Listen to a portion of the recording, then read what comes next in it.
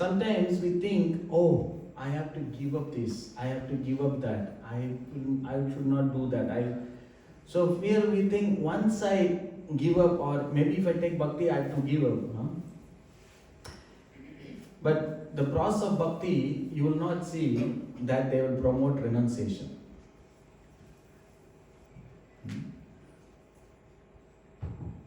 Actually, if you see, suppose if I see a car, beautiful car, in the street, and I say to you, I renounce that car.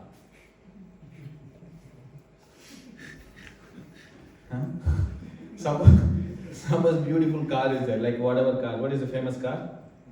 Ambassador? What? Tesla.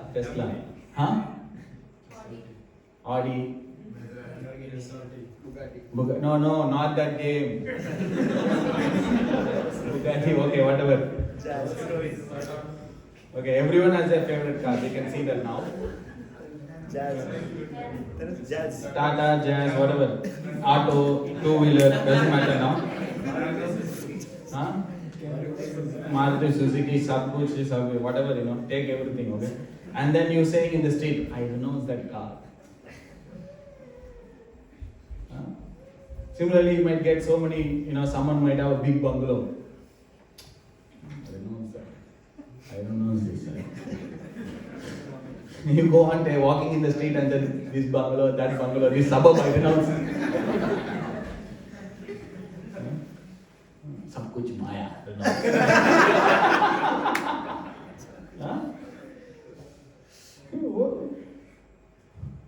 You're like the beggar, proud of the borrowed plumes. What you have to renounce? Does anything anyway doesn't belong to you? Is anything in this world belongs to you? Prabhu, this is the register, this house, registered. It is in the bank, but it is on my name. Yeah. But who had that house before you? Someone else. After you, someone else. In between, that many years. But everything, we came with nothing anyway, but everything belongs to Krishna. So when you have the proper knowledge, when you are in bhakti, when you are developing this relationship, you will automatically develop that renunciation. Yes, initial phase, if you see, renunciation and knowledge is required.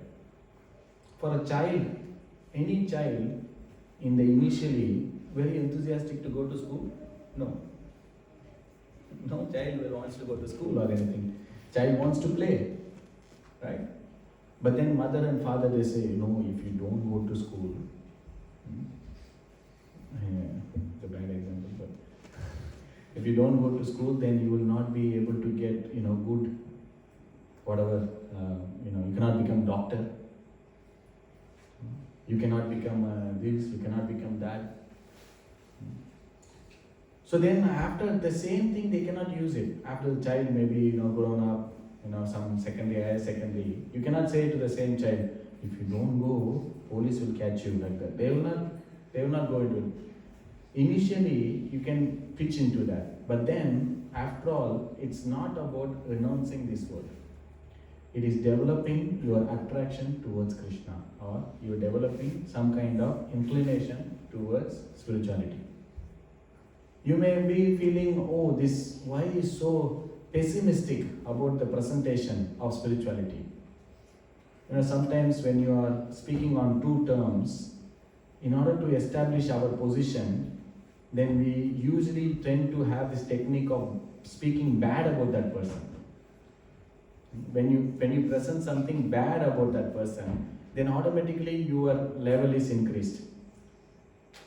But the real thing is, you need to talk about how good you are.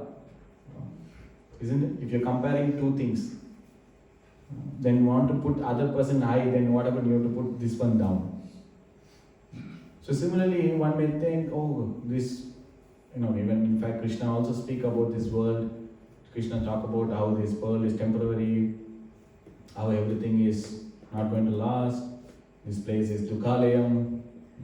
It's going to give you problems. You cannot be happy here. Okay, fine, good.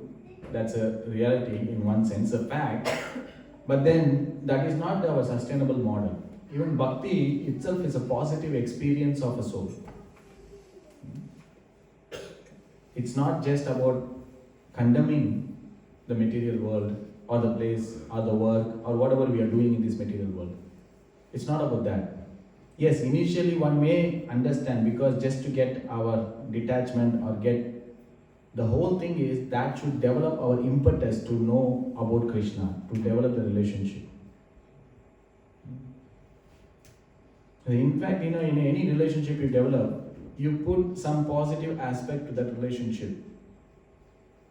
Even in not comparing or criticizing or thing that won't work. That won't be sustainable model.